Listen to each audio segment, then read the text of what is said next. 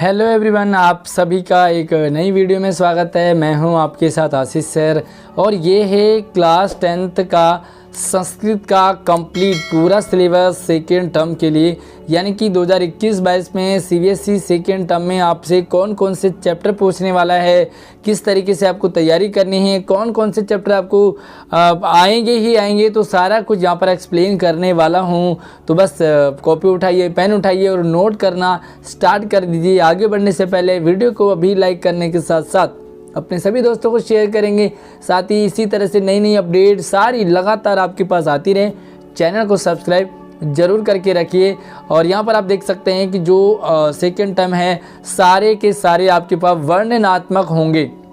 बहुत अच्छी बात, यहाँ पर आपको सिलेबस में ही कंप्लीट दिया हुआ है ताकि आप परेशान ना हो। काफ़ी सारे बच्चे पूछते हैं कि भाई सेकेंड टर्म में एमसीक्यू आएंगे नहीं आएंगे, तो देखो यहाँ पर लिखा हुआ वर्णनात्मक प्रश्न, हाँ यानी कि एक्सप्लेन करने वाले प्रश्न आएंगे, आपको एमसीक्यू बिल्कुल भी नहीं आएगा। अब हम चलते हैं एक एक चैप्टर और आप नोट करते जाइए।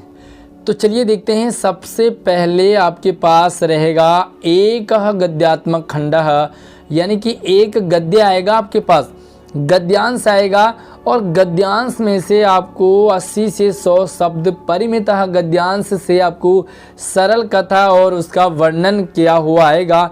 कथा आपको एक कहानी स्टोरी टाइप की आएगी।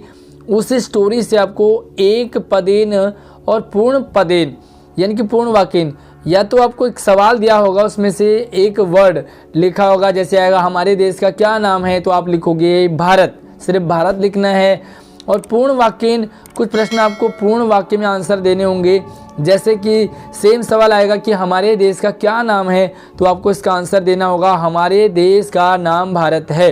एक पदेन यानी कि सिर्फ और सिर्फ भारत लिखेंगे और पूर्ण वाक्य यानी कि आप पूरा सेंटेंस लिखेंगे हमारे देश का नाम भारत है। शीर्षक लेखन यानी कि उस चैप्टर का शीर्षक टाइटल पार्ट का क्या नाम होगा। और अनुच्छेद आधारित भाषिक कार्य, कुछ इससे ग्रामर से रिलेटेड पूछ लिया जाएगा, जैसे कि उपसर्ग क्या है, प्रत्यय क्या है, विलोम शब्द क्या है, पर्यायवाची शब्द क्या है। तो काफ़ी इजी रहता है, बट आपको समझ आ जाना चाहिए, उसके बाद ही आपको यहाँ पर इजी रहेगा। और भाषिक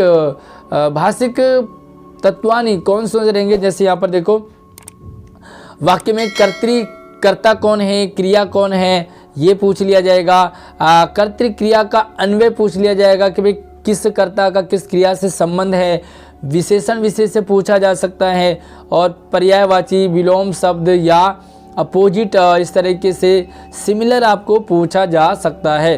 उसके बाद आपके पास रहेगा दूसरा प्रश्न काफ़ी इम्पोर्टेंट है। यहाँ पे एक पत्र होगा, यानी कि संकेत आधारितम औपचारिक अथवा अनौपचारिक पत्र लेखन। देखो ध्यान से समझना है। दूसरा जो चैप्टर रहेगा, टॉपिक रहेगा, वो रहेगा आपके पास एक पत्र लिखा होगा। और पत्र में आपको क्या करना है, जैसे कि आपको सेवा में श्रीमान प्रधानाचार्य महोदय, अब आपको यहाँ पर फिल इन द ब्लैंक्स होंगे। फिल इन द ब्लैंक जैसे कि सेवा में देकर के डैश, श्रीमान में डैश कर दिया जाएगा और एक मंजूषा दी होगी, राइट। आपको इस तरह से जो पत्र है उसके नीचे आपको 10 वर्ड दिए होंगे। उन्हीं 10 वर्ड में से आपको कौन सा वर्ड कहाँ पर फिट होगा, आपको वो लिखना है। कहने का मतलब ये कि आपको पत्र का पैटर्न फॉर्मेट पता होगा, तो आप इस आंसर को आराम से प्रश्न को कर सकते हैं और आपको अच्छे पूरे मार्क्स यहाँ पर मिल जाते हैं। उसके बाद देखो तीसरा रहता है चित्र आधारित वर्णन अथवा अनुच्छेद लेखन। एक पिक्चर यानी कि एक चित्र दिया होगा आपको, किसी भी चीज़ का चित्र दिया हो सकता है, लाइक पर्यावरण का दे देंगे, ट्रैफिक का दे देंगे, पॉल्यूशन का दे देंगे, लाइब्रेरी का दे देंगे, और कहा गया है कि भाई इससे रिलेटेड आपको एक अनुच्छेद लिखना है।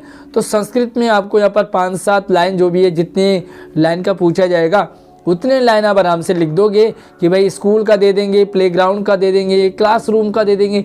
पिक्चर दिया होगा, पिक्चर पर आधारित आपको उसको एक्सप्लेन करना है। उसके बाद देखो यहाँ पर हिंदी भाषायाम, आंग्ल भाषायाम व लिखितानाम पंच सरल वाक्यानाम संस्कृत भाषायाम अनुवादः। 5 सेंटेंस आपको इंग्लिश में होंगे, हिंदी में होंगे। हिंदी और इंग्लिश दोनों में हो सकते हैं, 3-3, 2-2 हो सकते हैं। तो आपको 5 सेंटेंस हिंदी और इंग्लिश के दिए होंगे, उनको आपको अनुवाद करना है संस्कृत में।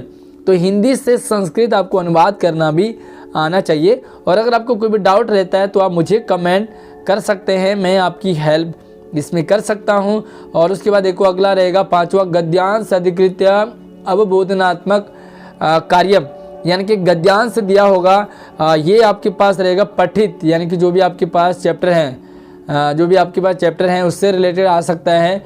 और वहाँ पर आपको फिर से प्रश्न होंगे, प्रश्न प्रकार भाई एक पदेन होगा, पूर्ण वाक्यन होगा, है ना। तो गद्यांश होगा, गद्यांश आपको एक पद में आंसर देना है या पूरे लाइन में आंसर देना है।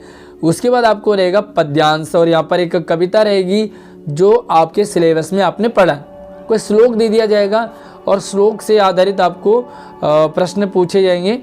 तो चलिए यहाँ पर आप देख सकते हैं कि सेम श्लोक से रिलेटेड भी आपके पास आएंगे, और एक पदेन और पूर्ण वाक्यन आंसर आपको वहाँ पर लिखने होंगे। तो ये काफ़ी इजी रहता है आपके लिए, इसमें टफ नहीं रहता, बट हाँ प्रश्न आपको समझ आना चाहिए। उसके बाद आपके पास 7वां जो प्रश्न रहेगा वो रहेगा नाट्यांश, जो टॉपिक है नाट्यांश अधिकृत्य अवबोधनात्मक। एक नाटक दिया होगा, नाटक जैसे कि प्रोज टाइप के, डायलॉग टाइप के होंगे, राम लक्ष्मण सीता, तो उनके डायलॉग होंगे और उसी डायलॉग पर आधारित आपको फिर से देखो प्रश्न होंगे, एक पदेन और पूर्ण वाक्यन। बड़ा आसान सा रहता है, बट हाँ समझ आपको आ जाना चाहिए, उसी के बाद ही आपको ये आसान लग सकता है। और उसके बाद जो 8वां टॉपिक रहेगा वो रहेगा एकस्य श्लोकस्य अन्वय, एकस्य श्लोकस्य संस्कृतेन भावार्थ मंजूषायाम। ओहो, आपको जो है एक श्लोक दिया होगा और श्लोक का आपको अन्वय करना है। अन्वय इन द सेंस आपको श्लोक जंबल होगा, यानी कि आगे का पीछे होगा, तो उसे आपने गद्यांश टाइप में लिखना है श्लोक को, और वो आपका मंजूषा दी होगी, मंजूषा के आधारित आपको उसका आंसर करना है। और उसके बाद अगला रहेगा घटनानुसारम कथा लेखनम, और कोई सेंटेंस आपको दिए होंगे, घटना के अनुसार आपको कथा लिखनी है। लाइक अगर हम राम की कहानी कहें, भाई 10 राम बन गए, राम का स्वयंवर हुआ, राम पैदा हुए, तो आपको इससे घटनानुसारम, सबसे पहले राम पैदा होंगे, उसके बाद हो गए सीता स्वयंवर होगा, उसके बाद वनगमन होगा, तो आपको सीरियल वाइज उसे लगाना होगा। तो ये भी बड़ा आसान सा रहता है। चलिए अब देखते हैं कि जो सेम उसी आपके पास पुस्तक है उससे रिलेटेड कौन कौन से चैप्टर आपके पास आएंगे। तो सेम उसी संस्कृत पुस्तक आपके पास है, और ये जो द्वितीय सत्र से कृत्य निर्धारित पाठा, यानी कि सेकेंड टर्म में जो आपको चैप्टर है कौन कौन से आएंगे। और अब आप देखें यहाँ पर सबसे पहले आप देखो कि पाठ संख्या, तो पाठ संख्या 6ठा पाठ आएगा आपके पास सुभाषितानि, 7वां पाठ होगा तो सौंदर्य कृति शोभा प्रकृति शोभा, 8वां पाठ रहेगा विचित्र साक्षी, और उसके बाद रहेगा 9वां पाठ सूक्तया। कहने का मतलब है कि सिर्फ 4 पाठ है आपके पास, देखो भाई 4 पाठ है, यानी कि 6ठा 7वां 8वां 9वां, तो 6 से लेकर के 9 पाठ है, कोई ज़्यादा टफ नहीं रहेगा। और उसके बाद आपको यहाँ पर कुछ इंटरनल असेसमेंट से रिलेटेड कौन कौन से आएंगे। तो यहाँ पे आप देख सकते हैं कि जो 10 नंबर का आपको इंटरनल असेसमेंट होगा सेकेंड टर्म के लिए, और यहाँ पर बताया कि भाई कौन कौन से आपको आ सकते हैं, किस तरीके से संस्कृत को लिखना पढ़ना आ जाए, कुछ वर्ड दे दिया जाएगा, कुछ ग्रामर से रिलेटेड आपके पास पूछा जा सकता है। तो ये जो इंटरनल असेसमेंट है ये आपके लिए काफ़ी अच्छा रहता है, यानी कि 10 में से 10, 50 में और 100 में से 20 में से 20 आपको आराम से लेके आ जाने चाहिए इंटरनल असेसमेंट में। तो बस कुछ और डाउट हो तो मुझे कमेंट कर सकते हैं। साथ ही अपनी तैयारी को आज से ही शुरू करें, सिस्टम एक बना दीजिए ताकि आपको एंड मोमेंट में कोई भी दिक्कत ना आए। तो चलिए अगली वीडियो में मिलते हैं, तब तक आप हमारे चैनल को सब्सक्राइब करके रखिए ताकि सारे अपडेट नोटिफिकेशन आपके पास लगातार आती रहे। धन्यवाद।